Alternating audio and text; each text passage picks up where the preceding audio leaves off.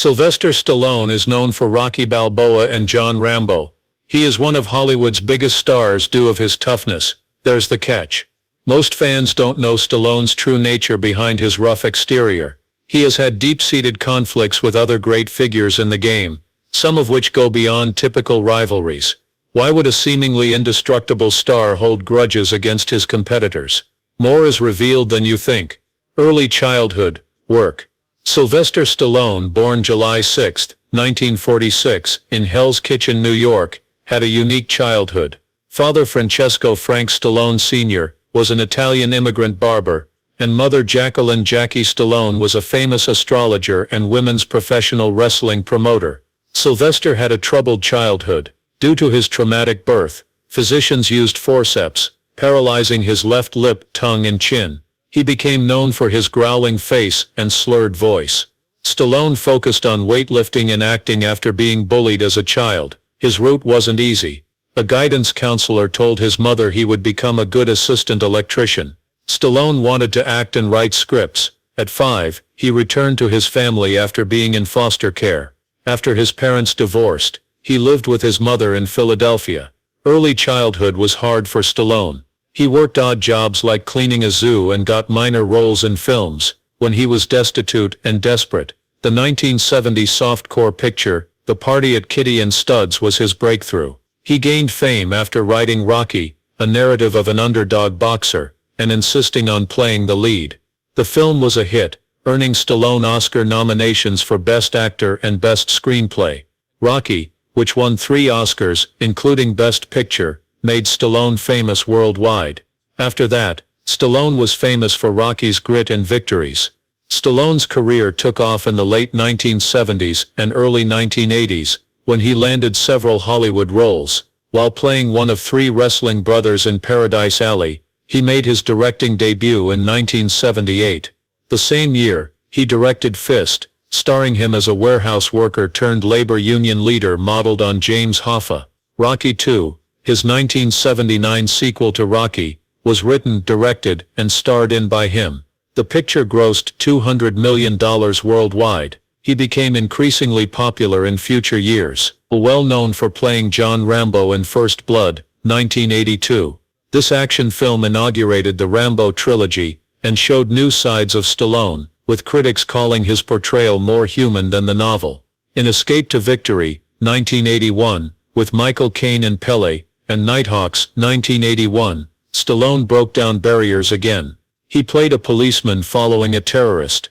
In 1982, Stallone starred, directed and wrote Rocky III, lowering his body fat to 2.8% through intensive exercise.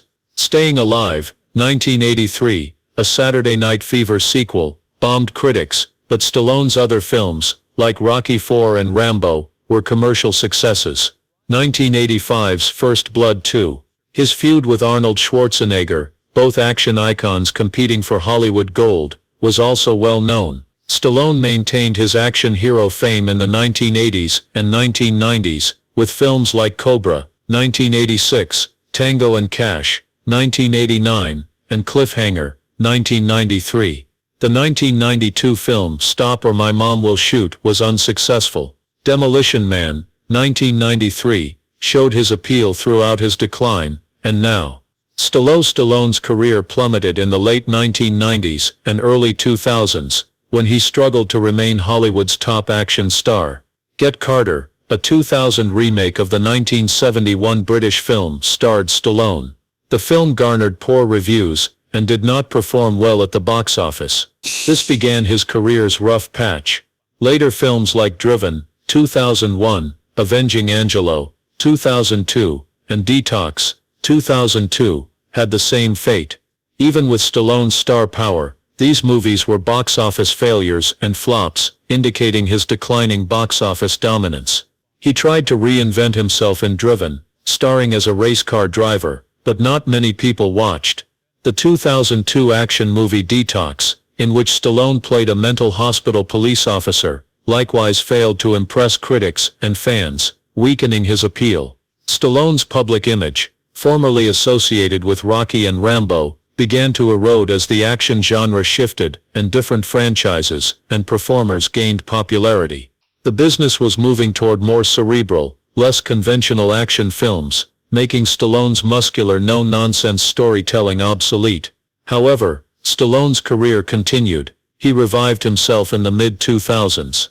He resumed Hollywood work once the Rocky and Rambo franchises were relaunched. Despite these resurgences, Stallone's career plummeted from 2000 to 2005, highlighting the challenges of aging action actors in a changing business. Marriages and children. Sylvester Stallone has been married 3 times. His first marriage produced 2 boys and 3 daughters from his third marriage. December 28, 1974, Stallone married Sasha Zack, his first wife at 28. They had 2 kids, Sage Moonblood, Stallone 1976, and Sergio 1979. Heart disease killed Sage at 36 in 2012. Sergio's early autism diagnosis caused family issues. After over a decade, Stallone and Sasha divorced on February 14, 1985. Following his 1985 marriage to Bridget Nielsen, Stallone married again. He married her in Beverly Hills on December 15, 1985. Tabloids chronicled their 2-year marriage as much as their breakup. Publicity surrounding their divorce overshadowed their brief relationship. In 1988, Stallone dated model Jennifer Flavin. After his second divorce, the couple dated for years. When Stallone told Jennifer he was pregnant with model Janice Dickinson in 1994, things became difficult.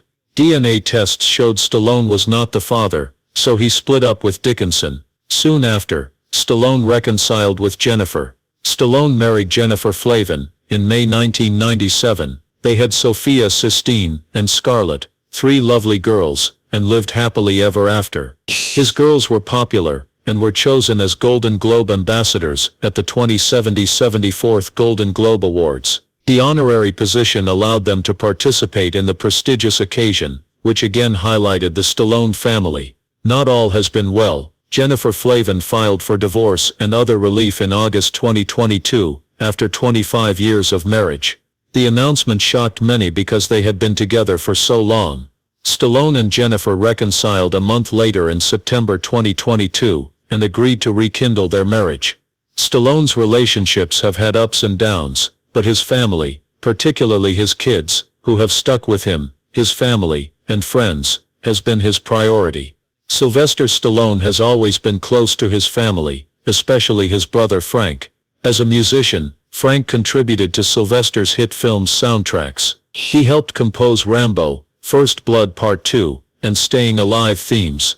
Frank's 1983 Staying Alive single Far From Over reached number 10 on the American charts. Frank briefly appeared in most of Sylvester's films, especially in Rocky, where he sang on the street corners and helped with the soundtrack.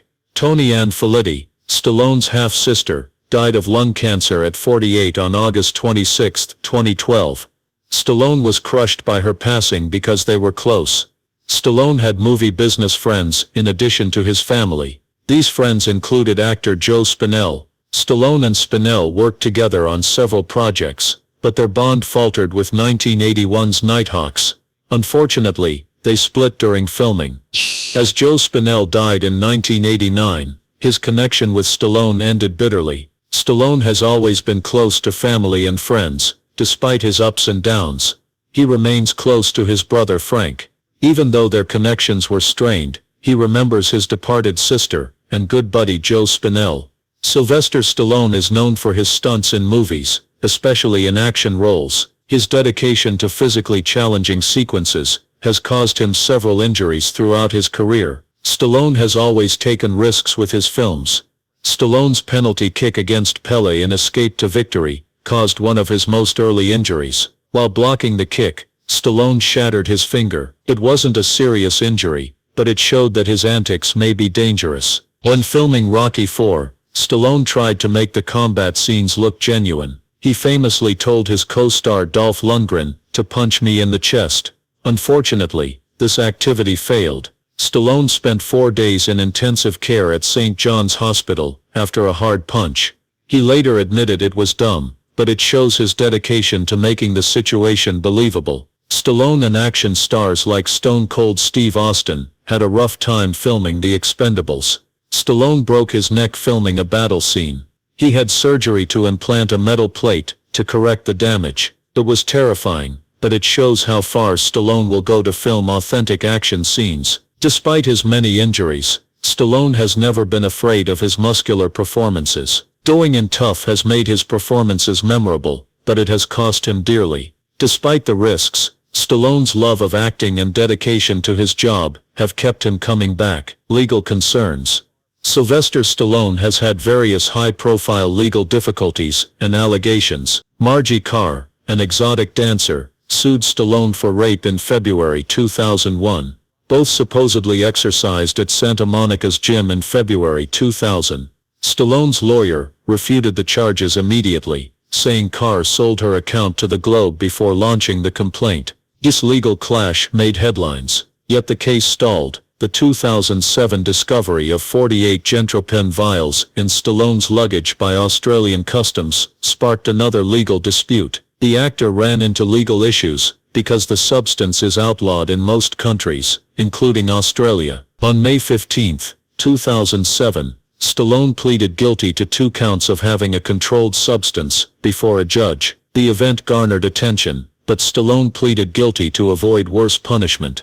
In 2013, Stallone was accused of paying his half-sister Toni Ann Felitti $2 million in 1987, a more personal and painful subject. Felitti agreed to drop a possible abuse lawsuit against Stallone in exchange. Since her 2012 death, her son Ed Felitti has confirmed the charges, saying his mother had regularly complained about the abuse.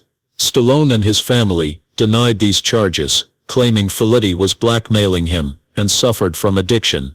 Sexual assault charges were brought against Stallone again in 2016. The Las Vegas Metropolitan Police Department charged Stallone with sexually assaulting a 16-year-old during 1986 movie filming. She said 40-year-old Stallone pushed her to have a threesome with his bodyguard. Stallone's representative quickly disputed the charges, and his ex-wife Bridget Nielsen said she was with him. Stallone's over-the-top co-star David Mendenhall also denied introducing him to the girl. The allegations continued. Another lady accused Stallone of early 1990s sexual assault at his Santa Monica office in November 2017. Stallone rejected the accusation again, and his counsel said the accuser reported it because an entertainment site declined to cover it. Stallone's counsel produced witnesses denying the assault charges, claiming Stallone had a consensual liaison with the woman in 1987. The Los Angeles District Attorney's Office investigated and announced it was considering the case in June 2018. Because there were no witnesses or evidence, the DA declined to charge Stallone in October 2018. However, Stallone reported the phony claims to the police. Several legal claims have questioned Stallone's image, but he has denied them and defended himself from Catholic roots to personal spirituality. Sylvester Stallone was baptized and reared Catholic. When his acting career took off, he stopped going to church. Stallone, like other Hollywood young adults, was consumed with stardom and neglected his faith. The 1996 birth of his unwell daughter changed everything. This led him to return to his faith and become a stricter Catholic. By late 2006, Stallone discussed his spiritual journey with Pat Robertson on the 700 Club of the Christian Broadcasting Network. The same year, he said he had wasted many years in Hollywood, lost in temptation, but he reached a crossroads and put matters in God's hands. He returned to his religion, which guided him. Stallone's religious views are more complicated despite his restored faith. He told GQ magazine in 2010 that he is spiritual, but doesn't follow any organized religion. He said, Stallone said, "I think religion has incredible nuggets of knowledge and fantastic principles to live by. Religion can cause problems," he said. Conversely, it causes pain. Stallone has shown in these conversations that his relationship with religion is personal and changing. Despite not being Catholic or attending a church, his faith is important to him, especially following his daughter's health crisis. Political views. Despite not supporting any party, Sylvester Stallone has supported many politicians. He gave to Republicans and Democrats. He gave to Joe Biden, Chris Dodd, and the Democratic National Committee. Despite his broad political views, Stallone is best known for his gun control stance. He is considered Hollywood's most anti-gun star due to his staunch advocacy for gun control, despite his conservative views. Stallone gave $1,000 to Pennsylvania Senator Rick Santorum's 1994 campaign. In 2008, Stallone endorsed John McCain for president. In 2016, Stallone did not publicly support Donald Trump or any other Republican contender. However, he called Trump a Dickensian character and larger-than-life personality. A 2015 Hindu rite for sage was also attended by Stallone. He performed a Hindu Tithi Shraddh rite at Haridwar for accident and murder victims, at the recommendation of a Vedic scholar. This was Stallone's personal and religious experience. Throughout his grief, Stallone gained attention in 2023 by donating $11,600 to Arizona Independent Senator Kyrsten Sinema's re-election campaign. He and his family later met Pope Francis privately in the Vatican, demonstrating his diverse interests and ties.